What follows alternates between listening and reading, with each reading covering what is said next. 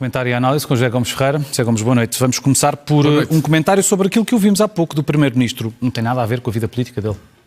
Tem. Ele está a tentar que não tenha, mas tem e tem muito. Como é que é possível um Primeiro-Ministro, que foi ele que aprovou a venda do novo banco com um mecanismo de capital contingente, traduzindo para português, um mecanismo que garante que esse banco pode ir ao Fundo de Resolução, buscar dinheiro do Estado para se capitalizar, foi António Costa quem deu o seu ok, a sua luz verde a este mecanismo, e o seu Ministro das Finanças, Mário Centeno, na altura, e agora vem dizer que não tem nada a ver, ele é a mesma pessoa. E é a mesma pessoa que está na Comissão de Honra de uma candidatura de um senhor que é também empresário, que se calhar também vem dizer que não tem nada a ver, e é claro que tem tudo a ver, ser presidente de um clube e ser empresário, porque esse senhor ficou a dever, e atenção, é preciso sublinhar este número e voltar a repeti-lo as vezes que forem necessárias. Ele devia à banca mais de 700 milhões de euros e só ao novo banco, no ano 2018, foram apagadas nas contas do banco 225 milhões que eram referentes ao grupo Promovalor de Luís Filipe Vieira. 2 pontos, não o pagou ao banco. E quem é que pagou esse dinheiro ao novo banco? Foste tu e eu. Fomos todos nós portugueses. É incrível. Este assunto é muito mais grave, mas 200 vezes mais grave do que aquela história dos deputados e dos secretários de Estado que foram convidados para o futebol e receberam um bilhete para ir ao futebol. Sim, mas não tem nada a ver. Isto é de uma gravidade... Absolutamente. Portanto, achas que isto é muito mais grave do que a questão dos bilhetes? Muito mais grave. Um presidente. Mas na realidade são nomes que estão numa lista. Isso é diferente de estar a fazer campanha ativa. Não estamos a fazer aquilo que quando dás um nome para uma lista, quando qualquer um de nós dá um nome para uma lista, associa-se à causa. Então o primeiro-ministro deste país, que arranjou uma guerra enorme, pública pelo menos, não sabemos se aquilo era fachada. Se calhar era. Mas publicamente deu uma descasca, por assim dizer, em bom português, no seu Ministro das Finanças da altura, dizendo que ele não tinha nada que ter pago os 800 milhões ao novo banco através do Fundo de Resolução, ainda no início deste verão, e é o mesmo Primeiro-Ministro que aparece na comissão de candidatura de um banco que teve que apagar 225 milhões das suas contas porque o grupo Promovalor de Luís Filipe Vieira não lhe pagou. Mas que é isto? E pergunto eu também. O Fundo de Resolução é participado pelo Estado. Quem representa o Estado no Poder Executivo é António Costa. O Fundo de Resolução verificou que este dinheiro foi apagado das contas e não foi reavido e achou que se devia fazer uma auditoria. O Sr. Máximo dos Santos, que é o Presidente do Fundo de Resolução, disse, então, mas se não pagam, faça-se uma auditoria para perceber em que condições é que esse dinheiro foi emprestado. Onde é que está essa auditoria? António Costa mandou fazê-la? Então e aparece na Comissão de Honra? Eu acho que os portugueses perderam a capacidade de se indignar, muitos deles. Acho que devemos todos voltar a ter capacidade de nos indignarmos perante estas coisas. Porquê? Acontecem porque isto é tão grave, tão grave.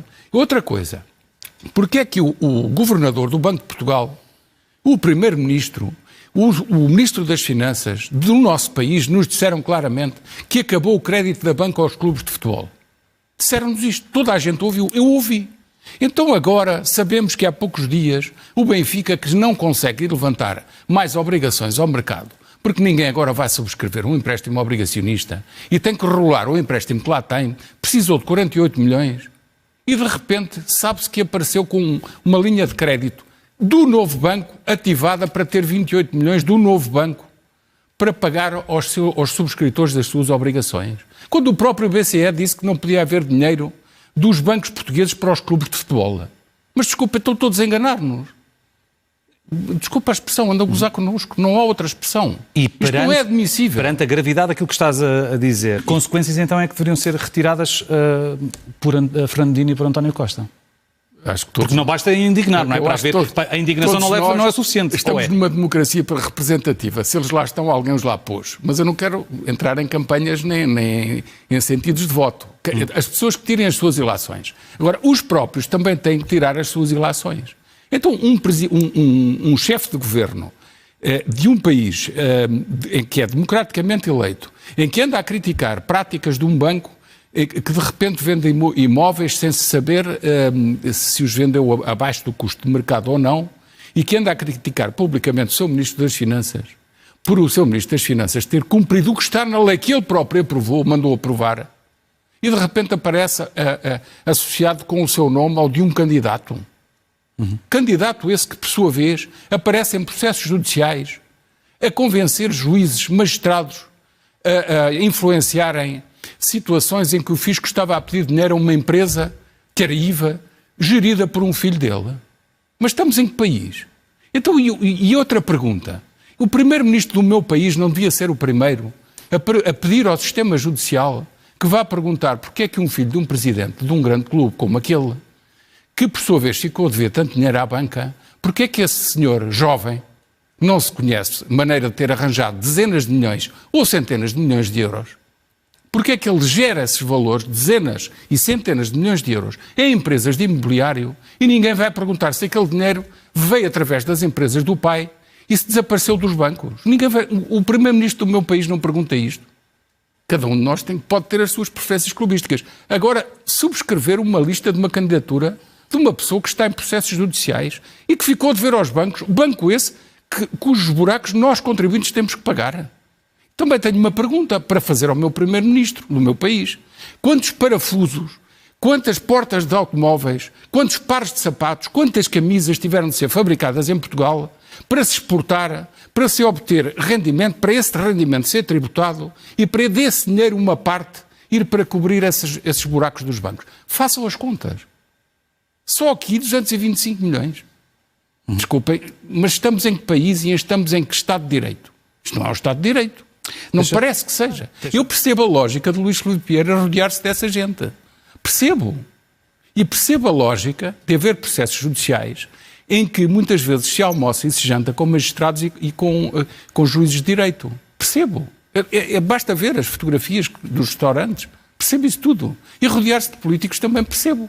Eu rodear-me de um primeiro-ministro, de um alto dirigente de um partido que está na oposição, mas que pode ser governo, e aparecer com ele nas fotografias, eu fico mais blindado perante um poder judicial. É assim que funcionam as coisas. E como é que fica mais blindado? Como? Por autocondicionamento dos próprios magistrados. É assim que funciona. Aliás, em meios pequenos. Então ainda é pior, nomeadamente em processos judiciais com outros clubes de futebol e outros dirigentes, como no Norte. Como no Porto, no Futebol Clube do Porto. Quantas vezes apareciam relatos de magistrados do Ministério Público e de juízes de direito a almoçar com os dirigentes dos clubes? O que é que aconteceu uma vez que fizeram uma penhora do Estádio das Antas? É que depois apareceu. É que isto demonstra o regime em que vivemos. A história é muito rápida de se contar. Foi-me contada por um ex-diretor-geral dos Impostos. Havia um senhor, na altura, Ministro das Finanças, que mandou penhorar o estádio e o diretor-geral agiu em conformidade. E deu a ordem ao diretor distrital de Finanças. O diretor distrital de Finanças, que era da simpatia do clube, o que é que ele fez? Quis ridicularizar a penhora. E então mandou escrever no alto, penhora-se a retrete. Para quê? Para passar a informação cá para fora, os jornalistas dizerem essa frase e a penhora ser alvo de uma chacota geral. O presidente desse clube, nessa noite desse dia, dizia assim: acham isto bem, uma retrete penhorada? E depois dizia assim: eu vou rescindir a garantia bancária. Eu em casa ri-me à gargalhada.